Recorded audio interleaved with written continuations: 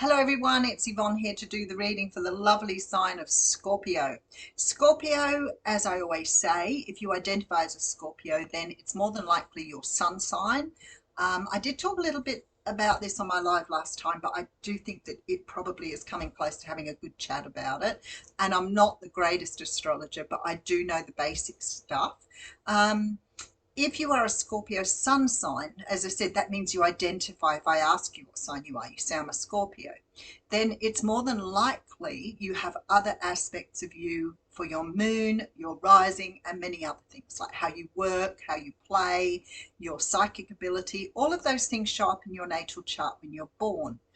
So if you want to find out more about yourself, and I know a lot of my followers do this now and I love it, you can go into Google natal chart or birth chart, put in the details of your birth, and if you have your time of birth, even better, because you will get your ascendant or your rising, because Scorpio is only a small aspect of who you are. If that is your sun, it's only a tiny aspect. So your sun, your moon, and if you're doing Eastern astrology, they very often follow the moon sign. And if you're like me, my moon sign resonates much more than my sun sign does. I have Scorpio in my rising or ascendant, which means when I was born, Scorpio is in that part of my chart. So have a look it up, Google natal chart. You can download a report, and I feel like that's really good because you can keep going back to it and sort of discovering more aspects about yourself. Okay, if you are watching today, then my website is back up and running again. So www.theaussiegoddess.com.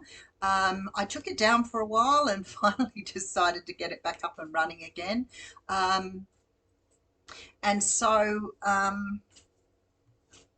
Focus, Yvonne, you were going to say something. Yeah, if you're interested in a reading with me, go to the shop option. Somebody wrote to me yesterday and said they couldn't find what I offered.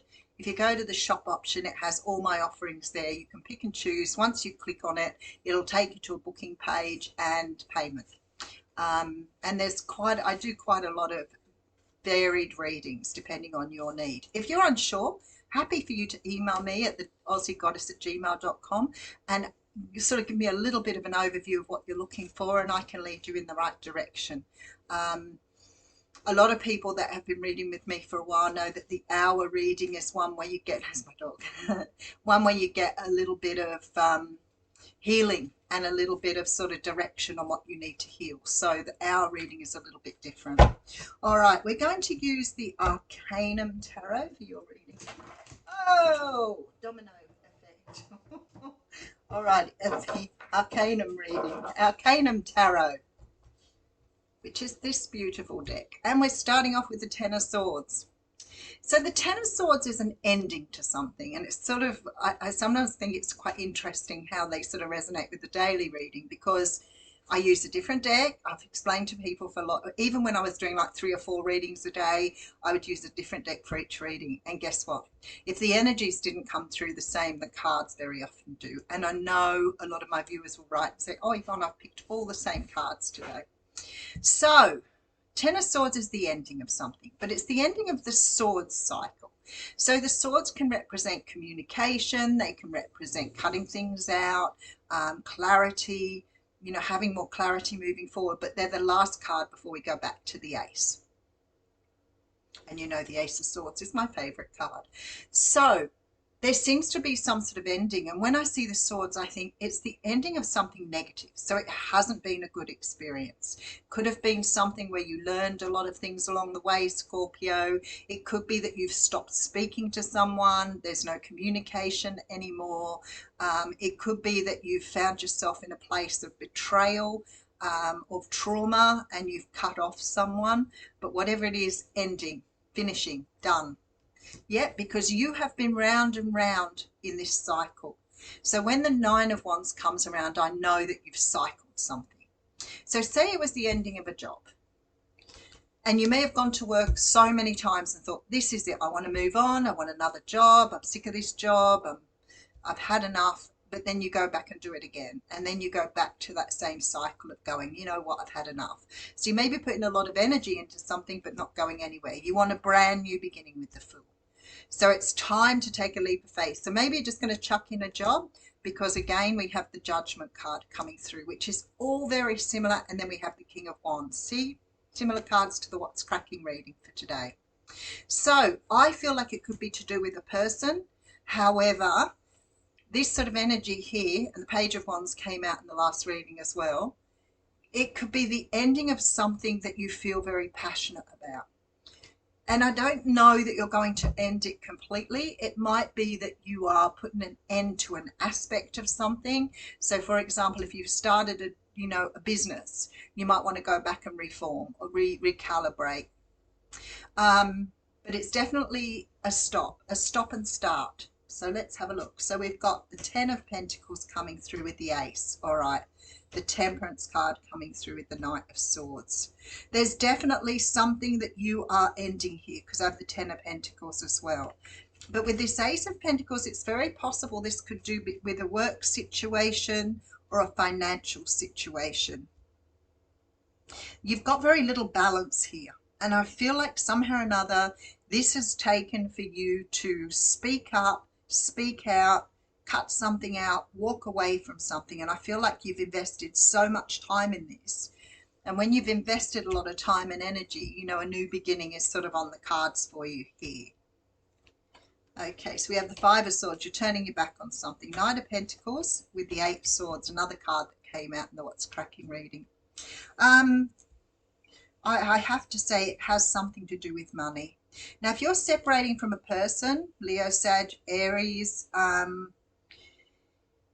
if you are separating from a person, I would say to you that there's some sort of financial settlement to come from that.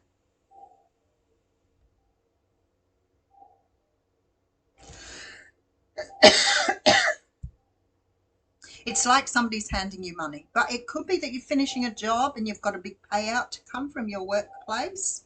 It could also be with that 8 of Swords that you don't want to carry on with something, you want to complete something and move forward. But the 5 of Swords tells me absolutely that you're packing up and turning your back on something. Could be work, because I have the 8 of Pentacles here. So it could be a job. Maybe you've had enough of your job. It could be for some of you that you're going through a separation, because the King of Swords for me often represents a lawyer. So you could be going through some sort of separation here. All right, and look, the Star come out at the very end. Now, this came out at the beginning of the What's Cracking reading. So I feel like today the energy is definitely about calling it quits on something, but you're calling it quits on something knowing that you can move to the next stage. Now, as always, it could be something within yourself, like you could be deciding to give up smoking. You could be deciding to have a really healthy lifestyle. It could be that you're wanting to move house, for example, although it doesn't feel, the Knights I've got here really wouldn't say that to me. But whatever this is, and maybe you've been working on yourself through this process because of that beautiful Temperance card. But I want to say, whatever this is, Scorpio, it's like you've been doing it for a long while and it's time to let it go. So I'm going to dig a little bit deeper, but there's an ending. There's a cycling of something and a brand new beginning here. There's a rebirth. So it could be for you. It could be with the King of Wands here that you've decided, for example, I've worked in my job for a really long time. Nobody's recognized me. I feel like I'm worthy of recognition. I'm going to move on and get a job somewhere else. But I feel like, especially with this sort of energy behind it, and you have the Knight of Cups there, it could be a relationship. It could be that you're choosing to move on from a relationship because you feel like you're not getting the, love or attention or whatever it is that you deserve. But whatever it is here, you've got the Star. It's almost like the universe is saying, especially with the Temperance and the Star, it's time to take that leap. It's time to take that jump. You've been doing this for a really long time, and I feel like somehow or another you've probably invested a lot of time and energy into it. It doesn't feel quite the same as a What's Cracking reading, so maybe talking to Scorpios, it might be slightly different because it doesn't feel so much about energy. But I'm going to dig a little bit deeper anyway.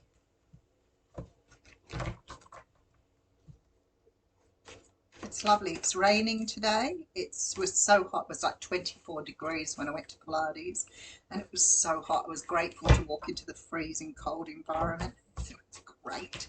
All right, so I have the Seven of Pentacles coming through with the Five of Pentacles. That's 12, that's 3.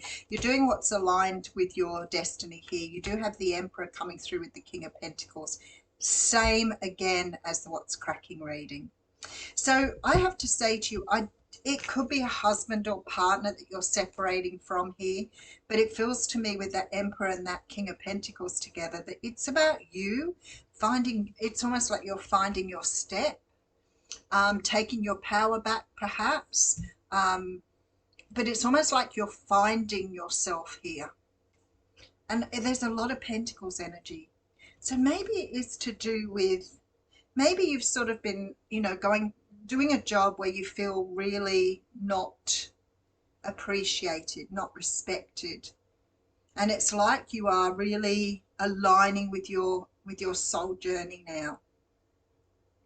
And to me, you know, this 7 and 5 of Pentacles is a really sort of odd energy because we're building, but we're not satisfied with what we're building here.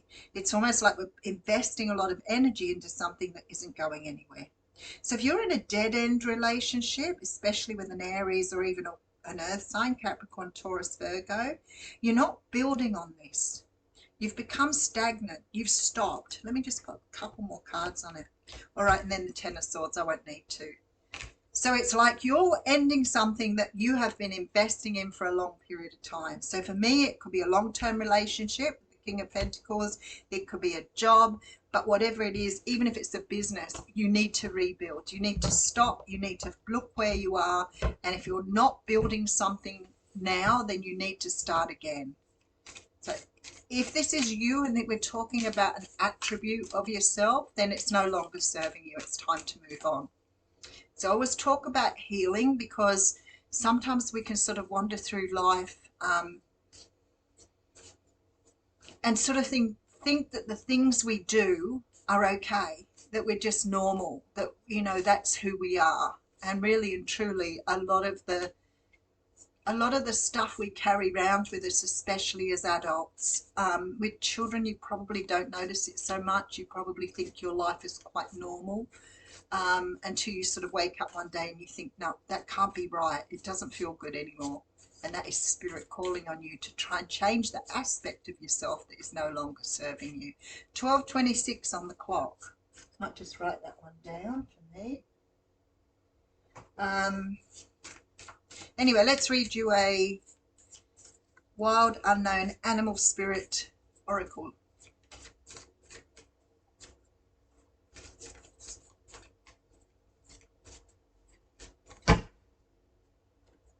I think I bought this one in South Australia many years ago. I had the Wild Unknown Tarot, which I used for the What's Cracking reading. And then when I was in South Australia, I found this amazing shop. And I remember looking for the Oracle deck to match, which is incredibly beautiful. So we have the Swan card coming through here. And isn't that perfect for a reading? I want to do I'm Not Such an Ugly Duckling. Because the Swan card for me is a card of animal that transforms. It's a very, not the most attractive baby animal. You know, sometimes we look at animals like, I think emus are incredibly beautiful when they're small and they're so ugly when they get big.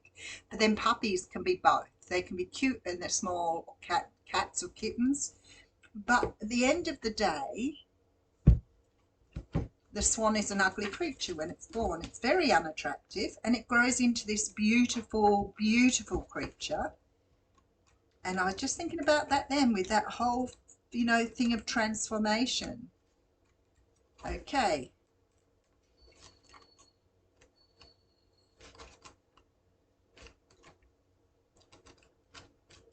I really need to have them all written on a piece of paper so I can find them more easily.